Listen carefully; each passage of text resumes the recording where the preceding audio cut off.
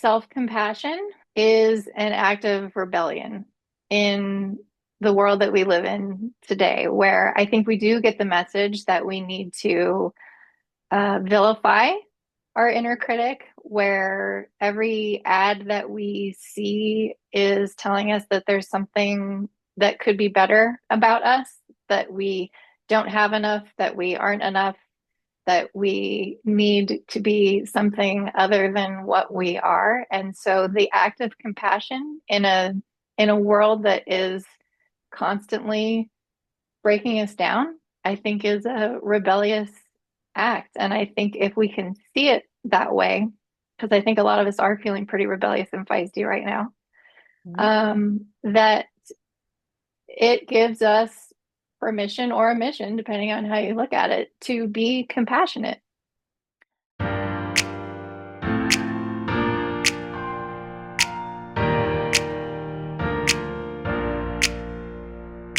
Hello, everyone. Welcome back to the channel, or welcome to the channel if you're new here. I am so delighted to have with us today Casey Daly, who I met in Martha Beck's Master Coach training. She is a PCC Wayfinder Master Coach. She's the Amazon bestseller of this amazing book, which is Thrive on Your Terms, Embracing New Beginnings with Confidence and Joy, which I'd love to dive a little bit deeper into those words. She's the founder of, you can see it on her right side there if it's not mirrored. Is that your right side? Compassionate That is my Rebels. right side. All right, awesome. Zoom always plays tricks. So I'm like, as the dentist, I always patient right. Right. She is the founder of the Compassionate Rebels community, which I am excited to share a little bit more about that today.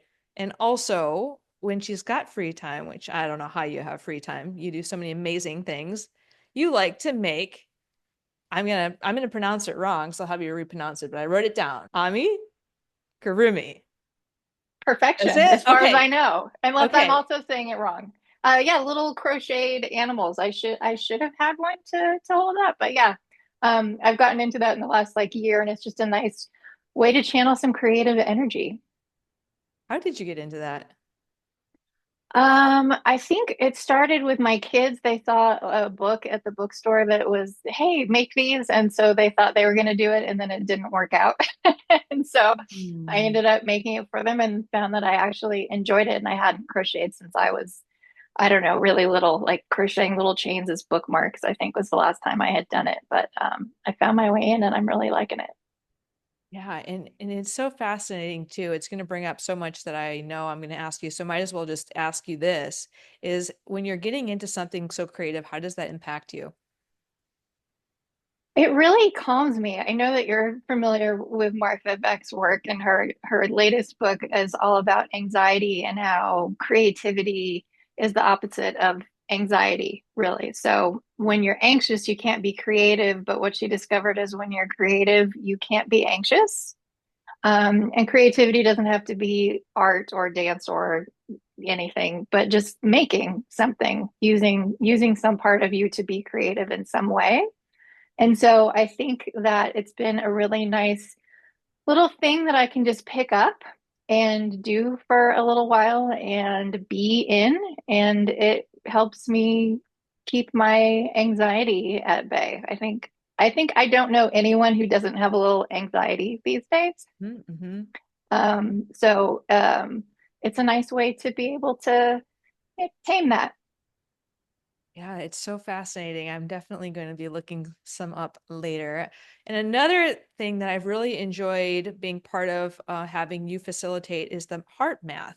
So you're a certified heart math facilitator. Speaking of anxiety, I found it so incredible to be in your presence when you were facilitating some workshops and presentations on heart math. Can you share a little bit more about how you got into that and how you find it helps people? Yeah, so I was introduced to it by a friend of mine who was using it as part of something called the connection practice, which pairs heart math and nonviolent communication. And I was really excited by the science. I'm really a science nerd at my core. My degree is in English, but I'm a science geek.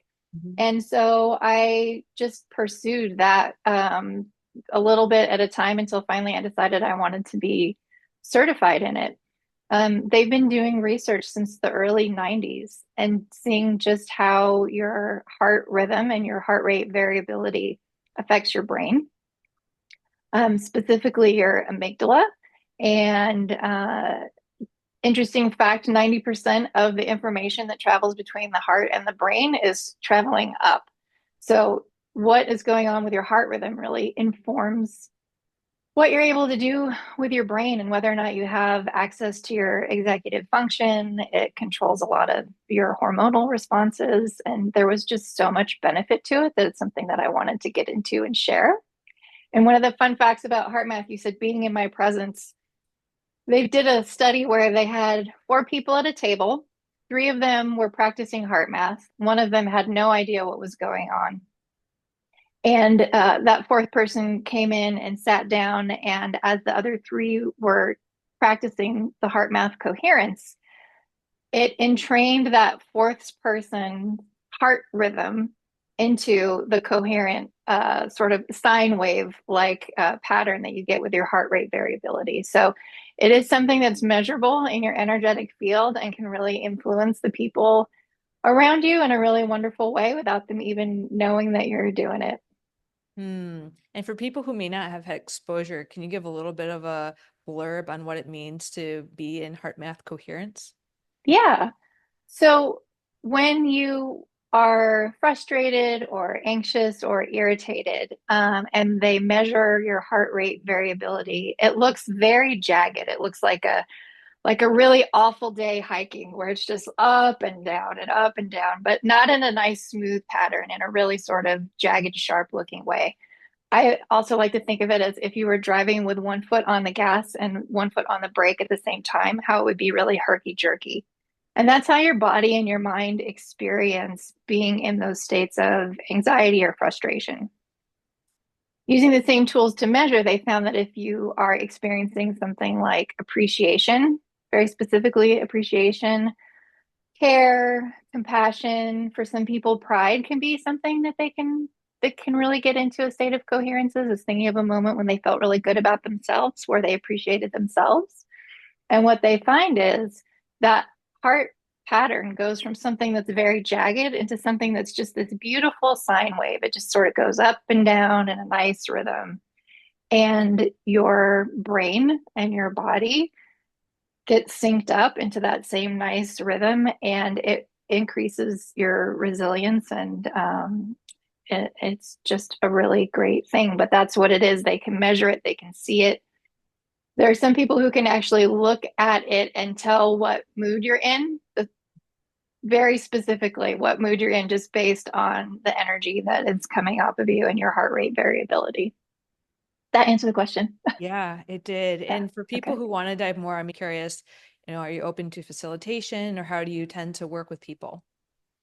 I do. Yeah. I am open to facilitating. I've done a couple of larger groups. That's one of the perks of the trainer license that I have, is I can do large groups, but I also use it in my one-on-one coaching. And if people want to learn more, I encourage them to look for the Heart Math Experience online. It's a free 90-minute course that Heart Math offers, and it's broken down into little 10-minute chapters, and it's just a really great resource. Cool. Well, thank you. I'll share a link to that resource down below. Fantastic.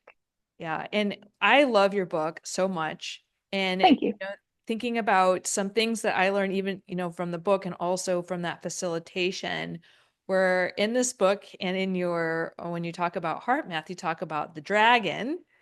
And I think it feeds in well to talking about Compassionate Rebels and the book, but the dragon being the inner critic and how the philosophy of approaching it with compassion is often much more effective than embracing the inner critic with more criticism in hopes that it somehow retreats. Do you mind if we chat a little bit more? Because I know you've heard me say it both times I was part of your facilitation. I was like, oh my gosh, can we talk more about this? Is amazing. Yeah, would you Yeah, let's talk a talk little bit about more? it. Yeah, Yeah. So full credit, the idea for the dragon came from, oh, let's keep it in here, Rainer Maria Rilke's, the compilation of his letters to a young poet. So in that, and I wrote it down so I could quote it properly. He says, perhaps all dragons in our lives are princesses who are only waiting to see us act just once with beauty and courage. Perhaps everything that frightens us is, in its deepest essence, something helpless that wants our love. So, this idea that the bully that's inside of us, the inner critic, the dragon, is something that's waiting for us to act with beauty and courage, really aligned with something that I learned through a process several years ago of sort of a trial and error, which was just the what you said, the idea of loving that part of ourselves rather than acting out against it. I was at I talk about this a little bit at a book, but I was at a women's like sleepover camp, YMCA sleepover camp kind of situation. And I took a chance and raised my hand and stood up and I read a letter that I had written basically to my inner critic, telling it, thank you so much for all that you've done for me. I know that you're just trying to keep me safe. But I have bigger and better things to do, and you don't get to be in charge anymore. And the facilitator said, well, that's a weird thing to say. Thank you to your critic who's trying to keep you down. Here at this camp that we've been doing for a decade, we give our inner critic names, terrible names, head trash, maggot mouth, to just really cast it out. And in that moment, she was the facilitator. This was her camp. This was her thing. I just kind of sat down, but it didn't sit well with me at all. And I couldn't quite figure out why. And over the course of the next few weeks and months, I realized, it's just a bully. It's just a bully. And as an adult, we can look back and we can see that the bullies in our lives and those that are still out there are mostly scared. They're scared kids that want some sense of control. And we all have a scared little kid inside of us who wants us to be safe, really. It's trying to protect itself and it's doing it by being mean. Another quote from the book, from Letters to a Young Poet, is our deepest fears are like dragons guarding our deepest treasure. I think that that's really true too, that these inner critics, these inner dragons, when we want to do something big and there's a chance that it's going to be rejected or it's not going to be received well, I don't know about you, but that's when my inner critic gets really noisy and says things that make me think that I'm an imposter, that this might not go well, that if it didn't work before, what makes me think that it will work now? And that's just that protective thing, trying to keep you safe from what might happen. What it doesn't know is that we're much more resilient now than we were at the time, probably when some of these fears were introduced to us or were reactions to things that happened to us. Most of us are much more resilient and capable of managing ourselves and our emotions, and we're going to be safe, regardless of most outcomes that the dragon is really making noise about. It definitely resonates, and thank you so much for sharing that. I think it really resonates for me being part of like eating disorder community for so long and hearing people. It's very common to externalize eating disorders and then uh, try to see them as a bully. And oftentimes the language is used in a very critical way, trying to see them as killing the person and like you don't want to follow what they're telling you. And I also didn't find that to be helpful because I found it made me constantly in fear of why is my brain trying to kill me? And I felt that I numbed more because I couldn't understand why my brain would want to kill me. And until I shaped it as my brain doesn't want to kill me, it's a misguided attempt to protect me. And to give it love for what it was attempting to do, I often get pushback because Yeah. people then think because I've had a really challenging time getting support from anorexia where people don't want to accept whatever you say because there's always the belief that you just can't trust that part of the brain. But I'm like, I don't perceive that to be necessarily true. And I was grateful for someone that spoke at one of your facilitation opportunities about internal family systems, because that perspective really resonated with me, where I think they would say anorexia is like a firefighter in that regard. I'm not positive, but I anticipate that that's the term that they use. But the point being that it is there to protect in some way, and it isn't the wound is deeper. And by giving it love, we can get it to kind of back off and then allow ourselves to get to that part that really is that wound that needs to heal. And I found that self-compassionate embrace, especially if we think about a lot of the inner critics can be shame-based. Mhm. And the antidote really to shame-based things is one, community, and also giving ourselves compassion, which lends beautifully to my inquiries about the Compassionate Rebel. Can you share a little bit more about what is the community and how did you come up with it? Yeah, so it's a space for people who are navigating change, which I think is pretty much everyone, and growth and self-discovery so that we can come together. I create monthly content that goes through one of four subject areas. I've got practical tools, self-compassion, navigating change, and exploring creativity. And so each month it'll be something from one of those and rotates. And also a community forum so that people, not on Facebook, so you don't even have to go near the socials, because I know for a lot of us, we may go there to connect with the community, but that's either not where we end up at the beginning or not where we end up at the end. And so it was really important to me to be able to gather people in one space for the content and for the community. And then also once a month, I do live coaching. Um, Folks can submit questions about the month's content, and then we can talk about it during that live session at the end of the month. And that's also within the same web-based platform so that people don't have to be really comfortable or familiar with Zoom, because I know, I mean, even here we are 5 years after everything kind of zoomed in. I've met several people recently who are Zoom averse. And so they don't need to have a Zoom account, they don't need to have a Facebook account. Really, just a nice, brave space for people to gather, take as much as they want. There's a meditation, there's a workbook, and just sort of cafeteria it, kind of just pick what they want from it. There's no falling behind, there's no pressure, there's no wrong way to go about doing it. Just a really nice, compassionate space for people who are changing, are looking to change, are trying to figure it all out, to come together and be together in community. I think that that's just something that really serves us more than we realize.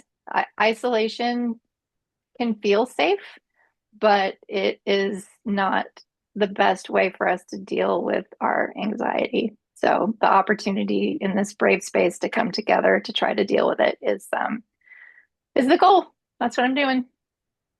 So beautiful how intentional you were about creating the brave space that also reduced the capacity or the potential for people to get distracted or taken, hijacked, get themselves hijacked by the rest of social media. That to me just showcases such you're so thoughtful and considerate. And also you're using the term brave space. Oftentimes we hear safe spaces and brave space. Can you share why you intentionally chose to use the word brave space?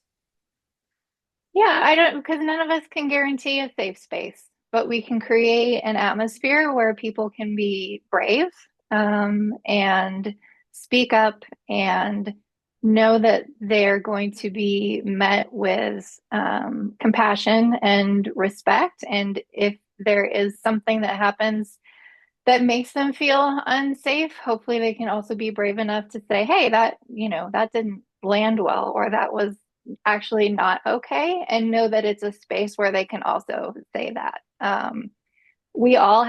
There are so many perspectives in the world and so many different experiences. And for any of us to think that we can be aware of anyone else's experience is not reasonable.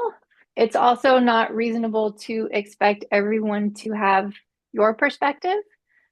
it's just not what they've lived. But if we can create spaces where I can say, that's an interesting perspective that I do not share. Uh, may I suggest that there is another way to look at this and to have a space where you can say, oh, wow, yeah, okay. Um, I can see now that the way that I was thinking was not very broad and may have been hurtful. And thank you for bringing that to my attention. And now I know better and I can do better. So a brave space is really about listening. And I'm picturing this community, and also you said the monthly call. So what does it look like for the interactions in that community? How can they engage with each other? Yeah, so there's the community forum, which is, it's got a feed, a lot like any other forum or, social media, Facebook group kind of thing. And then there's also a challenge every now and then. This month's challenge was introduce yourself, please. Really safe things. And then I go and I post in there about 3 times a week, which is sort of ideas, things for people to consider, ways that they can comment and chime in and find a way to work with the material, but also with the community. And then the live coaching call is another opportunity to have questions answered and to get to, interact with me and to, just all kind of show up together in one space and community. I value that so much. I keep hearing everyone coming in and just talking about how lonely they are.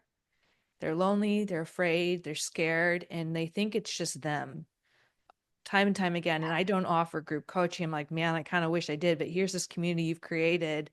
And to see the importance of people coming together and that shared humanity, the common humanity, and also just knowing that they aren't alone, and even hearing someone else's perspectives. You help people with limiting beliefs and they're like, oh, I guess I could see it that way. And sometimes it takes someone else offering us that thought in order Yeah. to get a little bit of a shift.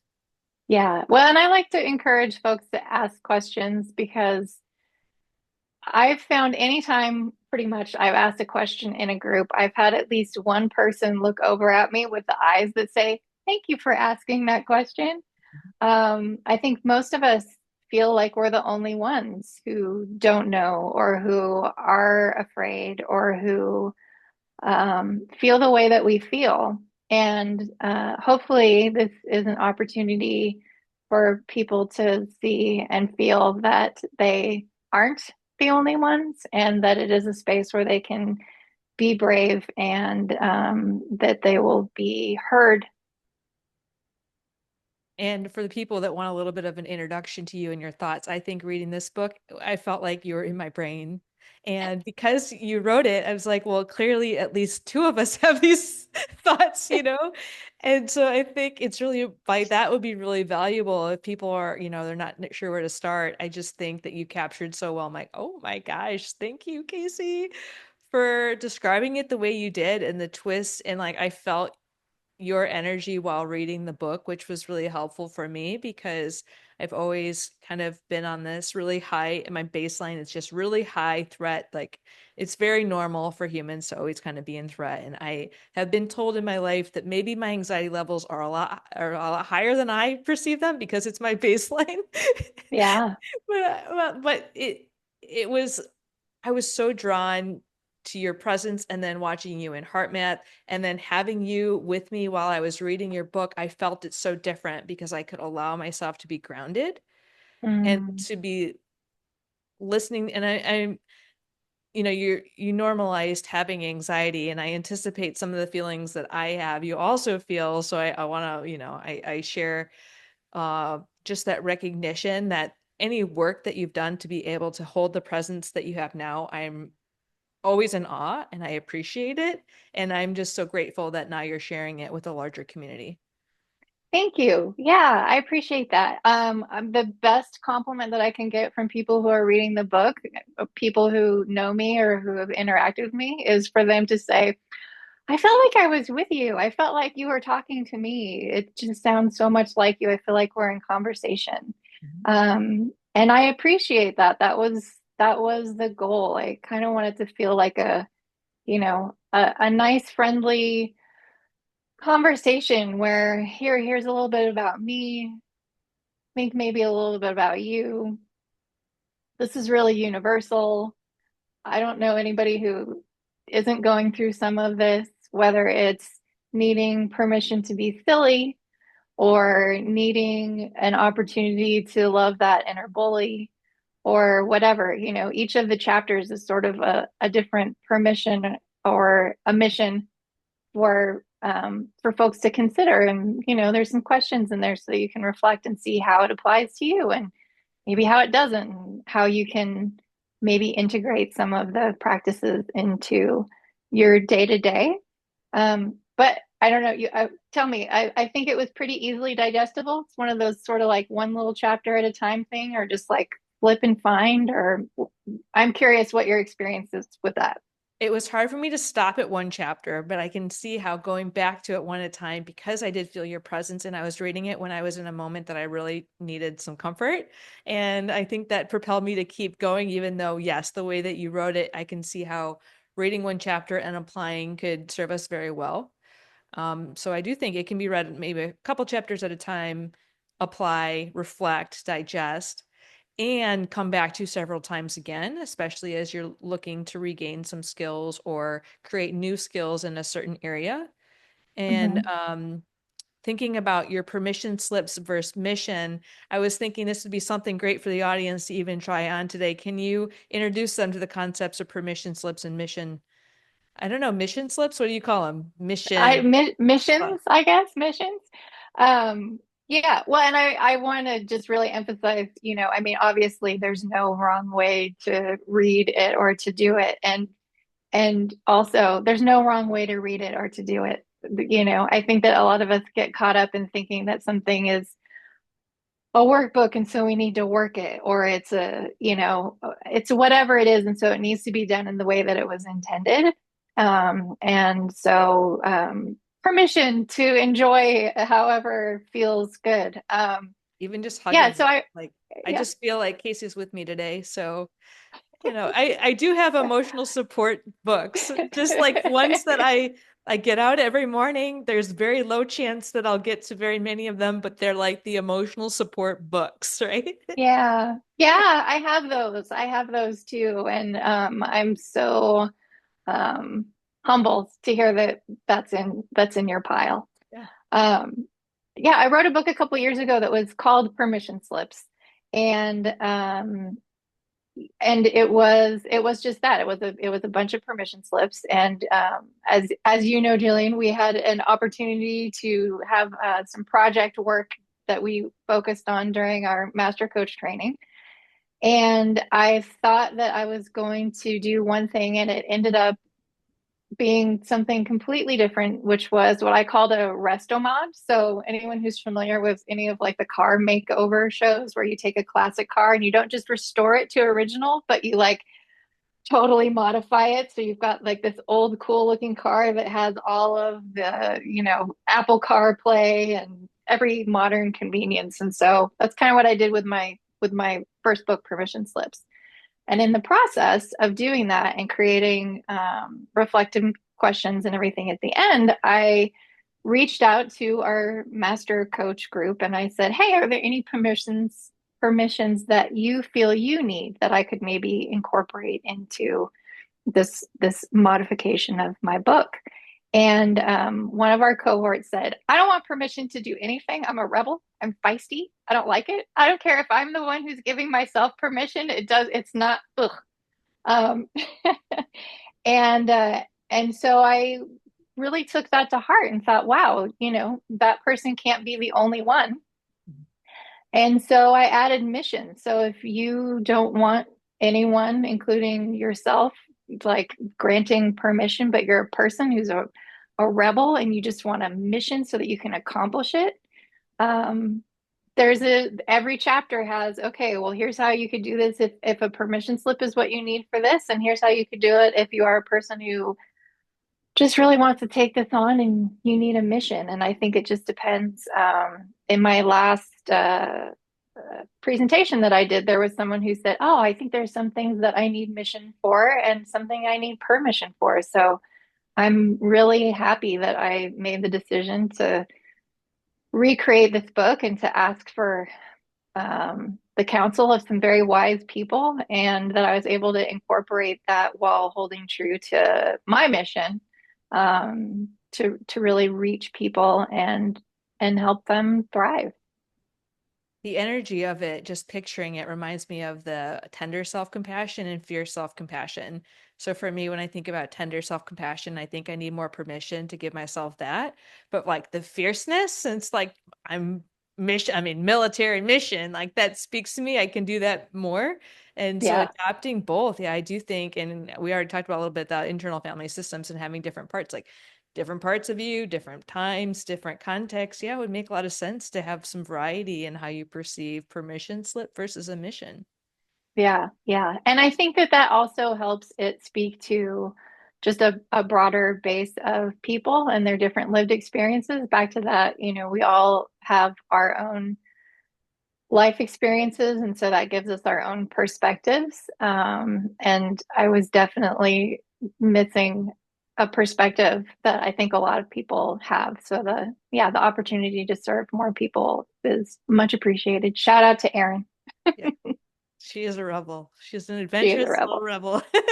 She is. Speaking of rebel, why compassionate rebel? I think that self-compassion is an act of rebellion in the world that we live in today, where I think we do get the message that we need to vilify our inner critic, where every ad that we see is telling us that there's something that could be better about us, that we don't have enough, that we aren't enough, that we need to be something other than what we are. And so the act of compassion in a world that is constantly breaking us down, I think is a rebellious act. And I think if we can see it that way, because I think a lot of us are feeling pretty rebellious and feisty right now, Mhm. that it gives us permission or a mission, depending on how you look at it, to be compassionate first with ourselves and then maybe with others. Hopefully it finds its way out, but I think that it's really hard to be compassionate with other people when you can't find that compassion for yourself. And so, yeah, I think it's a deep act of rebellion to find self-compassion and to be compassionate with people who perhaps you don't agree with on everything. But I can say it makes life a lot easier. It makes life a lot easier for me when I have self-compassion. It makes life a lot easier for me when I have compassion for people that I don't necessarily agree with. And I'm not even talking about like, big, large scale global things. I'm talking about family and small things, just moments where it's not always easy. But if I can have compassion for myself for how I'm feeling about whatever the conflict is, it really easily for me now turns into, oh, I can have compassion for you. I can see where my inner critic or my bully or my response is coming from. And if I can see where my response is coming from, then perhaps I can see where your response is coming from. And if I can see that it's a reaction to something that's probably a little bit deeper than just the surface level than it feels like, then I am much more able to sort of bring the energy down and be more compassionate and really just sort of take the charge out of whatever the situation is. And it it takes two people to be in the drama triangle, but it only takes one person to step out of it. And Mhm. I think that compassion, self-compassion specifically, is just a really great way to take yourself out of the drama triangle. That's so beautiful. And I was just reading, I highlighted because it really resonated. I'm in marriage and family therapy grad school for people that don't know, and I'm currently reading about Virginia Satir and her theories. And in it, the part that I highlighted speaks exactly to what you said, was that when we have a really critical lens of ourself, we project that same critical lens on others. When you develop a self-compassionate, and her work is very much aligned with Martha Beck, and her work very much aligned about Mhm. being your authentic self, embracing and also balancing your capacity to be fully yourself while seeing others for who they are within the context of your interactions. And she also said within that book also said into the same context, when you develop self-compassion, your lens changes. And you're so right that you see other people, you're able to give them similar extensions of that love and understanding, and just a step back, like with that compassion, curiosity, non-judgment, like maybe we don't really know what's going on, and even allowing ourselves to get into that more relaxed state so that our prefrontal cortex stays online and we can actually like pause and not be, in this threat response. um Yeah, well, and that circles back really nicely to heart math because when you're in a state of calm and compassion and appreciation, you do have more access to your executive function and you can actually think and respond rather than react. And so it really is a way to bring that baseline down, and to be able to see people and see that they're probably hurting.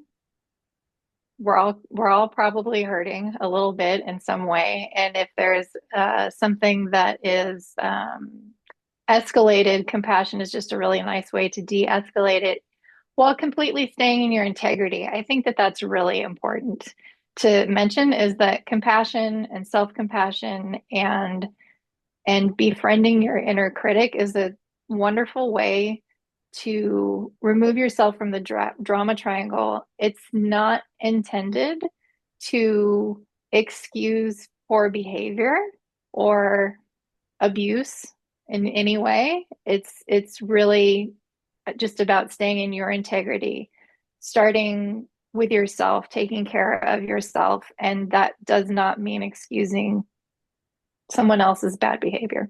So, I really appreciate you sharing that. And from experience, when I developed self-compassion, it's actually when I stopped taking abuse, because I was working hard to no longer abuse myself. And by putting on that lens, I realized I don't deserve it from others, but I wasn't able to see that until I developed self-compassion and was like, oh, wait a second. And then that lens allowed me to see that how other people were treating me was actually really harmful, and that I didn't deserve it, and we can give them love and create boundaries. And yes. like I think that what you said was so important. Was there was a thing on Facebook that said unconditional love doesn't mean unconditional tolerance. And so I think in your book, talk about boundaries and things that people have a lot of thoughts about.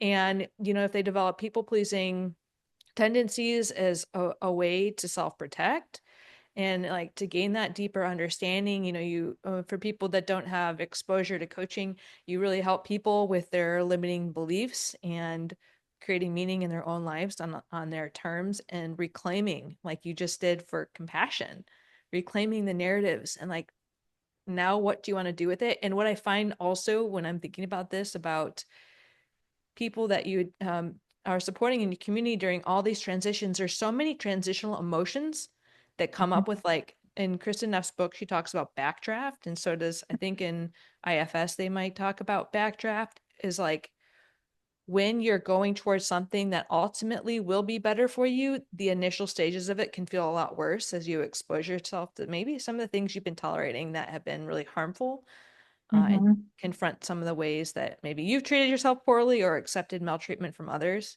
Have you experienced Mhm. that, or what are your thoughts on that?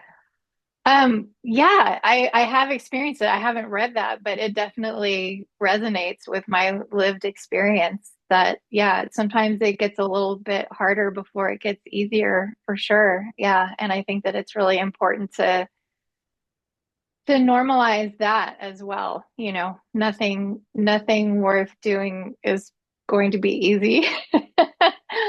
I've found that there's always a little bit of work and processing and reflection that need to go into it. And yeah, there are some things that you uncover when you start creating boundaries, and having compassion for yourself and realizing that that means you're worthy of being treated well by others too. It can be a hard road. Another reason that I think it's important to find some community and to have someone else say, yeah, that I see you and I see that and what you're experiencing is true. And um, you know, healing is a process. And I think that it's really nice to just be able to, I see you. Mhm. You're not by yourself. It is hard. If it feels hard, it's because it is. I must say, I don't know, a dozen times a week. Turns out being human is still hard. It's Mhm. not easy being human. My kids are 20 and 24 now, and oof, to be in my 20s again, no thank you. But I will say to them all the time, yeah, I guess it turns out that being human is still hard. Or they'll mention that I think I may have said something along the lines of this to someone recently who was talking about how they were meditating and how it was going. And, it's just being human is hard. It's not an easy thing. It's not an easy thing to do. And so if it feels hard, it's because it is, but I think that we can make it a little bit easier by being there for each other. And most of all, by being there for ourselves. Mhm.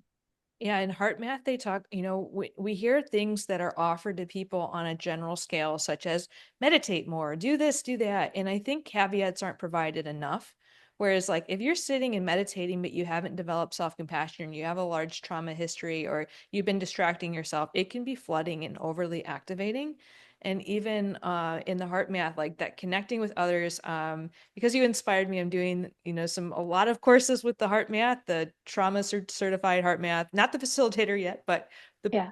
entry level courses. And they talk a lot about even like the touch can be activating for people that have, physical abuse history or sexual abuse history. And when I tried mindfulness, I told you, like, in bringing awareness to my body, I can only tolerate for a very short period of time because part of my survival tactic was the dissociation. And so I'm saying this just to normalize if people are like, I'm starting at 2 minutes, I'm starting at 30 seconds, I'm starting at 5 minutes. And oftentimes people watching this channel are those like dive right into the deep end type of people. So we're like, okay, so maybe it would be better to start with microdosing. Yeah. Yeah. And a little bit of the turtle steps we have here from Martha Beck's training. Of course, a little turtle for people that can't see it. Exactly. Do, do, Yay! do. Yeah, for that sustainable change and to bring the awareness. Like if they're sitting in mindfulness, but their inner critic is really loud and they haven't offered themselves self-compassion, well, maybe considering developing that skill of self-compassion so that when you're meditating, it's grounded in something that's kind and healing. Yeah. Yeah. Well, because the voice, I mean, meditation, I think a lot of us come to meditation thinking that we're going to be able to have a quiet meditation at some point. That the goal is to have a quiet meditation where you just don't think for some amount of time. And I really love Pema Chodron is one of my favorite teachers, and she wrote that after 25 years as a Buddhist nun, she had in fact not ever been able to have a quiet meditation. And that was a really nice thing for me to hear. Um, and I do think that, the thing that changed meditation for me was understanding that the goal is not to stop thinking. The goal is to notice that you're thinking. And every time you notice that you're thinking, you are the observer of the thinker, right? That's that moment where you realize, okay, I'm not my thoughts. I'm the one thinking my thoughts. And so anytime that you can sit in meditation and go, thinking, that's actually a really good thing. So it shouldn't be, thinking. It should be, oh, I'm thinking, because in that moment you realize it. And the more you realize it over time, you become more able to realize that you're not your thoughts, that you're the one thinking your thoughts. And then you're the one watching yourself thinking the thoughts. And so I just love to encourage people who are trying meditation or who have been doing it for a while and still think that they're really bad at it, just to say, hey, every time you realize you're thinking, you're just building that muscle. And that's a really good thing. And if you weren't thinking, you wouldn't be building that muscle. And by the way, we're all thinking. So have a little self-compassion. Yeah, and the importance of capturing those thoughts that are just repeated and recycled every day. We just Yeah. mostly think, I literally think the exact same thing almost every morning. And I'm like, that's really obnoxious. I can escalate my overwhelm so quickly. I'm like, that was so unnecessary. Like, absolutely. Because I'll think about all the things I have to do for the next year every morning. Like, that's, and like, that's not even, all of that stuff isn't even applicable. There's so many unknowns and things that, okay, what are you going to be doing today? What are your top three priorities or whatever? But the observing, Yeah. right, and the laughing at that was like, oh, because in order to change that habit that I've now created, I needed to make a micro shift, which I was mentioning to you that I just started listening to Tara Brach. I listen to her while I'm doing something else because that's where I'm at. I go to one of my Yeah. friends' yogas. It's Dr. Jessie Mahoney. I'll share her link too because she's got a YouTube channel with a lot of yoga that's good. But when I went, I would just go to be with that community and do like shavasana the whole time, or like lay with my dog. That is so valuable. That is so valuable. Yeah. I mean, I taught yoga for just a little while, and I would say to anyone who showed up, you have done the hardest thing. Like the hardest thing in yoga is getting on the mat. You're done. You can be done now. You could be done. You can be done. And if you just want to lay there in Shavasana for the next 40 minutes, I think that's amazing. And way to go. And you showed up, and I honor you for being here. And if you feel like Shavasana is what you need for 40 minutes, then you're right. Yeah. And it created that space, right? It helped me block out a certain amount of time because as we were going back to the permission and mission, it's like if you have a whole day and we want to fill it, it's like how do you create and you intentionally carve out time for yourself? Carve out time for the things you need because before we know it, our day can just get full. How do you do Yeah. that? What does your planning look like? My planning looks a lot like not planning. I like that too. Um, That's a great point. yeah. I guess strategizing is another way to say it. Strategizing. Yeah. I try to take things as they come. Obviously, there are some things that are on the calendar that need to be attended to. And Thank all you for of the, coming to this. This was likely on your calendar and you made it. I made Oh, it. awesome. And Okay. you all made it. Thank Yeah. you all for being here. Yep. Yeah, I really try to be present and take it as it comes. If there are things that I know I need to do that are at specific times, then I will sort of block time for myself before and after to take probably no less than 15 minutes between things to let myself just be. And that doesn't mean being still, it just means not being in something that has to be done so that I can attend to whatever is present for me. And also, I think there's, we talk about in coaching turtle stepping, itty bitty little iterations of things that you could do on your hardest, worst day. That's a turtle step. It's not write a chapter, it's write a sentence. A sentence is a turtle step. So I have a lot of turtle steps in my day so that I can come back and do the next thing that's on the big list, but I don't work well if I have to just do something for an hour. But in those blocks, I can say, okay, I'm going to go do a turtle step. I'm going to turtle step this and I'm going to turtle step that. And then another thing that I sort of coined during our training was turtle stopping. Sometimes the turtle needs to stop And there's a lot of resistance to that. I recently heard, I was listening to Simon Sinek, and he was talking about a couple of lumberjacks that are out there doing their thing. And every day, one of them would leave for an hour and come back. And the other one was just there chopping, chopping, chopping all day long. And invariably, the one who left would have a bigger wood pile at the end of the day. And it really vexed the guy who was just chopping constantly. And finally he said, "Okay, what's your secret? Because you're out here only chopping for 7 hours and I'm out here chopping for 8 and your pile is bigger than mine." And he said, "Oh, I go home and sharpen my axe." Oh my, I got the chills actually. I did too when I heard him tell that story. I go home and sharpen my axe. And I think that that's what turtle stopping is for me. Oh, It's sharpening my axe so that I can be more effective and more productive with less effort because I take time to turtle stop during the day. that is an amazingly powerful metaphor. I also like your turtle stopping. Turtle stopping and sharpen my axe. It makes so much sense. Like I like to you're a writer as well. It's writing that shitty first draft and then coming back to it. I like time, so I do not like urgent. I don't like deadlines. I don't like deadlines that don't make sense. I do like some sort of idea of when to finish to kind of get myself some sort of like framework, but deadlines that are too fast tend to make me like really freeze. Yeah.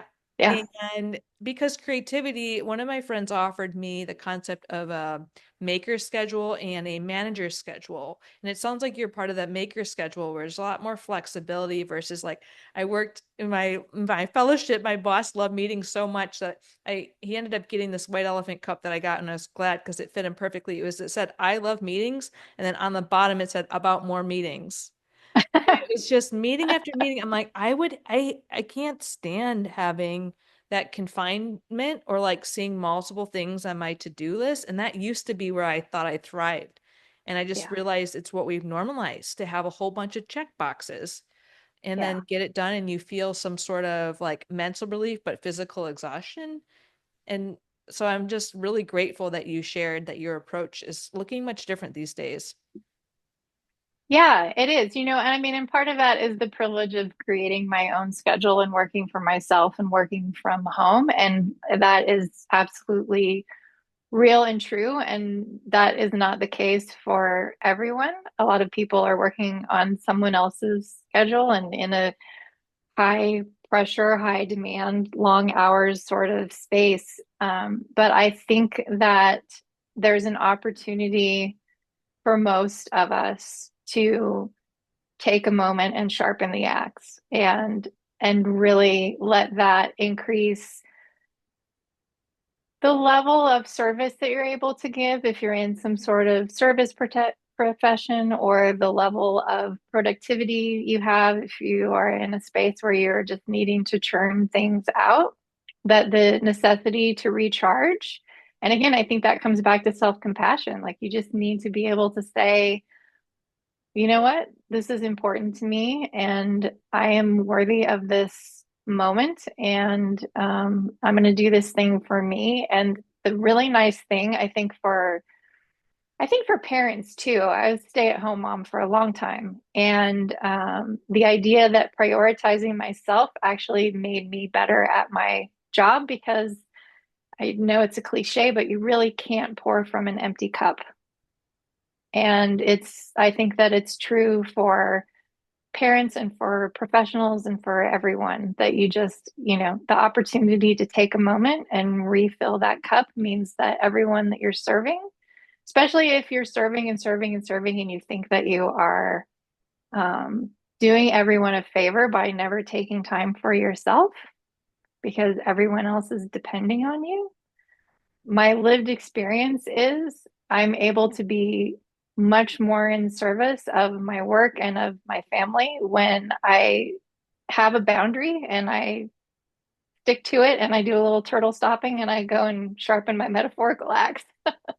So Yeah. I think it's really important that we create that space for ourselves. No Yeah. one else is going to do it. It brings me, I know, oh, I could talk to you. I know I have to stop asking you a million questions, but I could ask you so many all day long. So much of what you've given with your wisdom is appreciated. I do want to ask you my two questions from these words that are powerful on your book that I'm curious. When it comes to confidence, what does confidence mean to you? Confidence is a belief that you've got this. I really think, in the context of the book, that navigating change is one thing, but navigating change with confidence and with joy, there's a sense of ownership that comes. Change is going to happen.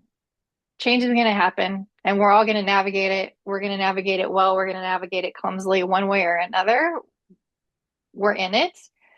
But the confidence and the joy come from owning the way that you respond to the change that's happening around you and being responsible for yourself and for your feelings and for your response to things, I mean, responsible is response able. and Mm. I and I really feel like we have a responsibility to ourselves to fill our cup so that as everything is changing around us, we have the confidence that we can do this well and we can find moments of joy in the chaos that swirls around us. And I heard, like that element of self-trust and empowerment. And when I think about joy, it seems like that's paradoxical to change and all this anxiety. And it's like, wow, wait a second, capturing it. And even the way you said it was like, change, it is what it is. And so shaping it, that change can be joyous. And what does joy look like for you? What brings you joy? Just presence, noticing when there's something good that's happening is, my deepest moments of joy. I mentioned my kids and that I got to spend a lot of time with them when they were little and now they're in their 20s, but they hang out a lot here and I still get to see them. And I could take that for granted, but I notice when they're here. I think joy comes from noticing the little things that we may take for granted that are present in our lives. Yeah, that's what that looks like for me is being present enough to notice. It's that noticing that I'm thinking, right? It's like the meditation. I notice that I'm in this moment and I sort of, clock it all and take it all in. And I think that most of us have moments in our life that are or could be considered joyous. I know that things are really hard and that there are a lot of people who are suffering and that there are a lot of hard things right now. But I think that if we train ourselves to see the glimmers, shout out to the person who's thought of glimmers. I know it's someone, I can't think of who it is, but Brief yeah. So while you're doing that, I will keep talking and I will say, noticing the glimmers is what brings me joy. And that's a practice. That's another thing that you can practice and you can build like the meditation practice where you build your capacity to notice the glimmers. And I think it's in the preface of my book. I talk about how I chose the dandelion seeds that are on the front of the book. And yeah, little dandelion Damn. seeds sort of floating along. And it's this idea that change is hard and every new beginning is the end of something else. And it could be really easy to see that as the end of the dandelion. It was this gorgeous yellow flower that has so many things to offer. And now it's, blowing away in the wind. But the joy in that, the beauty in that is that each one of those seeds has an opportunity to land and become a new dandelion. And so even though change is hard, it's just a matter of perspective, I think, and how we allow ourselves to see things.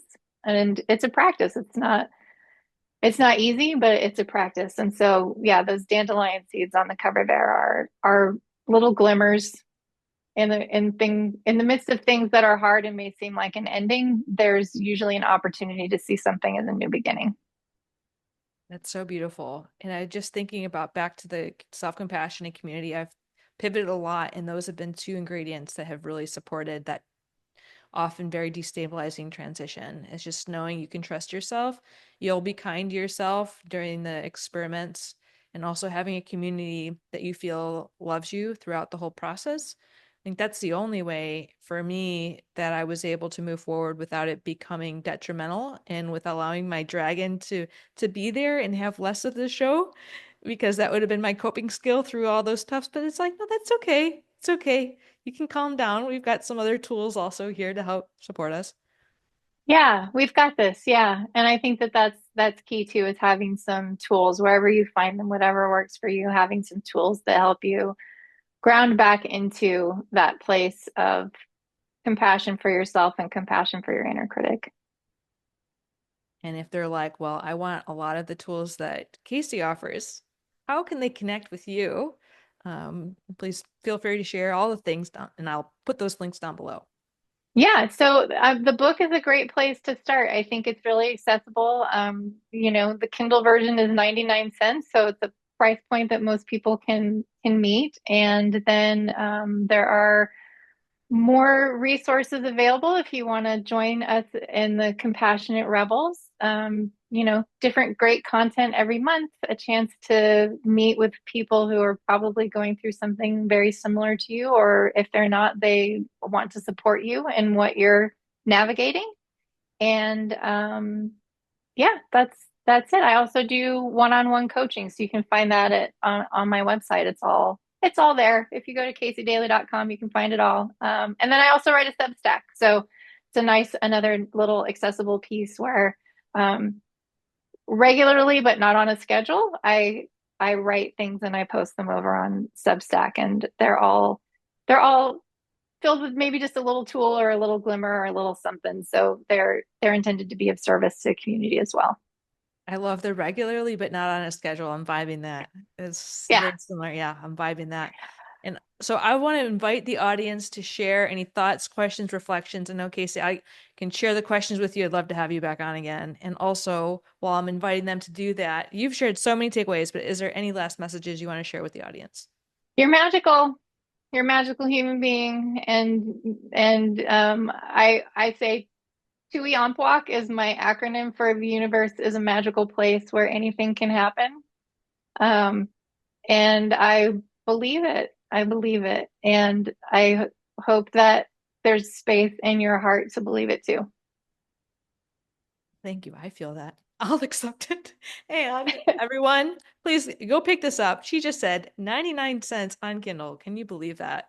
And I would just have to say it's been a joy. It's been a glimmer in my day to be here connecting with you. I really feel so warm and cozy, especially holding your book. So thank you, Casey, for being here. Oh, thank you so much. It's such an honor to be here with you, and I appreciate you and your audience. And I'm just filled with gratitude. Thank you, Jillian. Likewise. And thank you all who are here.